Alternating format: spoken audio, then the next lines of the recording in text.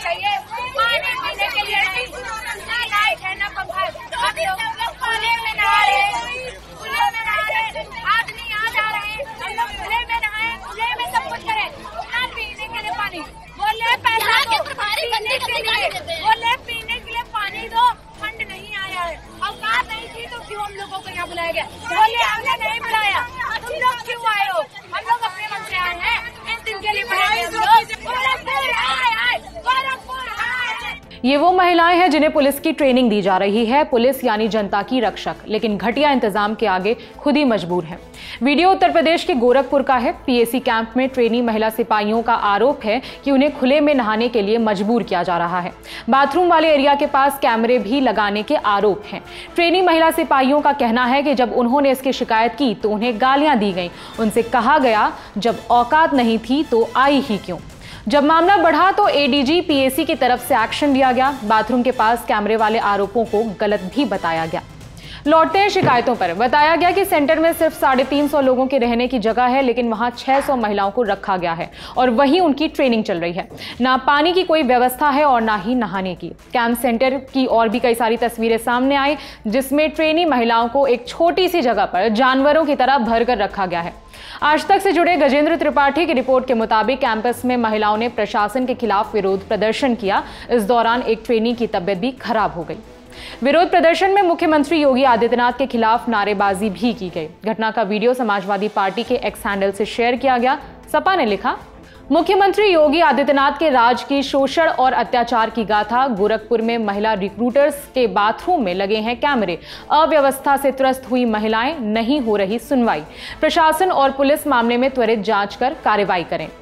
Bhim army chief Chandrashekhar की प्रतिक्रिया भी सामने आई। उन्होंने एक्स पर लिखा, कैंपस में महिला सिपाहियों की ट्रेनिंग 21 जुलाई को शुरू हुई थी, लेकिन महज 2 दिनों में ही ट्रेनिंग सेंटर की सुरक्षा, सुविधाओं और अमानवीय व्यवहार के खिलाफ 600 से ज्यादा महिला सिपाहियों ने रोते चिल्लाते सड़क पर उतरने का साहसिक कदम उठाया। उन्होंने खुले तौर पर आरोप लगाया कि ट्रेनिंग सेंटर में उनकी निजता, गरिमा और स्वास्थ्य से जुड़ी मूलभूत जरूरतों को नजरअंदाज किया गया। बाथरूम और गैलरी जैसी संवेदनशील जगहों पर सीसीटीवी कैमरे लगाए गए। अविवाहित महिला सिपाहियों को जबरन प्रेगनेंसी टेस्ट के लिए बाध्य किया गया। बिजली, पीने के पानी और रहने की मूलभूत सुविधाओं का घोर अभाव था। 360 क्षमता वाले परिसर में 600 से ज्यादा महिलाओं को ठूंस कर रखा गया।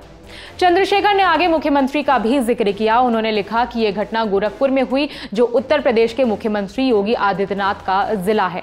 ऐसे में यह सिर्फ एक प्रशासनिक लापरवाही नहीं, बल्कि मुख्यमंत्री की सीधे नैतिक और राजनीतिक जवाबदेही का प्रश्न है। गोरखपुर पीएसी ट्रेनिंग सेंटर में जो कुछ भी हुआ वो महिला सिपाहियों की गरिमा पर एक संगठित हमला है। यह घटना उत्तर प्रदेश की कानून व्यवस्था, पुलिस व्यवस्था और सरकार के महिला सशक्तिकरण के दावों पर सीधा सवाल खड़ा करती है। हम ये मानते हैं कि अगर वर्दी पहनने वाली महिलाएं भी राज्य में सुरक्षित नहीं हैं, तो फिर आम नागरिकों की सुरक्षा का दावा खोखला है। कुछ मीडिया रिपोर्ट्स के मुताबिक विरोध प्रदर्शन शुरू होते ही पीएसी कमांडेंट आनंद कुमार और सीओ दीपांशी राठौड़ मौके पर पहुंची और ट्रेनी सिपाहियों को शांत कराया। उसके बाद एडीजी पीएसी का आदेश आया, जिसके बाद रिक्रूट्स के साथ अभद्र भाषा का इस्तेमाल करने वाले पीटीआई को सस्पेंड कर दिया गया। 26 बटालियन गोरखपुर में नियुक्त रिक्रूट महिला आरक्षण द्वारा कुछ समस्याएं सामने रखी गई, जिसको सीनियर अधिकारियों के द्वारा तत्काल संज्ञान में लिया गया। तत्परता से वहां पे पहुंच के उसमें जांच की गई, जिसमें यह संज्ञान में आया कि कुछ तकनीकी कारणों के कारण विद्युत आपूर्ति कुछ समय के लिए ठप हुई थी, जिस कारण से जल आपूर्ति भी प्रभावित हुई है। इस समस्या का अधिकारियों के द्वारा मौके पे पहुंच के निस्तारण कर लिया गया। विद्युत विभाग से वार्ता करके जो विद्युत आपूर्ति में दिक्कत आ रही थी उसका निस्तारण कर लिया गया।